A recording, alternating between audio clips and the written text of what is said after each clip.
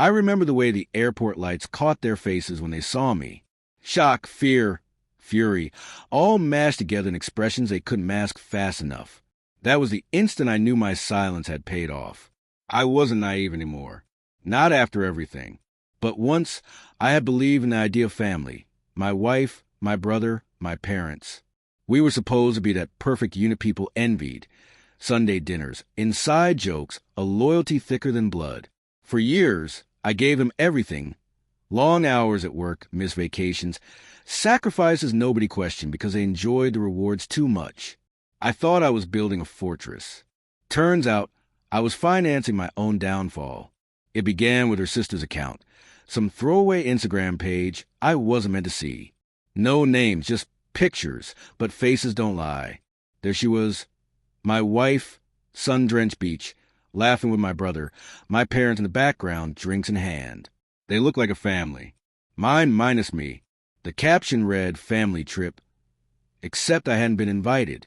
I'd been told she had a conference in another city. I stared at those images until my hand stopped trembling. My brother's arm around her waist. My parents smiling like everything was normal. Every pixel cut like a blade. Then I checked my airline account. My hard-earned miles, tens of thousands, vanished, spent on their tickets. My work, my sweat, cashed in to fund their betrayal. That night, I stopped being their fool. Revenge isn't loud. It's quiet, calculated. I didn't yell. I didn't confront. I didn't beg for explanations. I acted with precision. First, I drained the joint account in small withdrawals. Too subtle to notice until it was too late. Cards locked, credit frozen. If they wanted to live off me, they'd starve first. Next, I met with my lawyer. Divorce papers drafted, assets protected, will rewritten. Every thread they could pull on was severed. Then I booked my own ticket.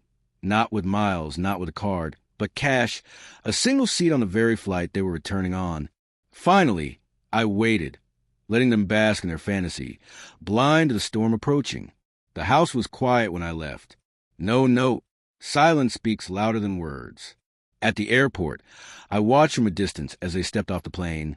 Tanned, relaxed, smug. My wife leaned into my brother's shoulder. My parents carried souvenirs like trophies. And then they saw me. I stood at the arrival gate, ticket in hand, bags at my side, existing where I wasn't supposed to be. My wife rose first. Her smile shattered mid-sentence. My brother's arm dropped from her shoulder like it burned him. My mother's face drained of color. My father clenched his jaw as if anger could hide guilt. "Why are you here?"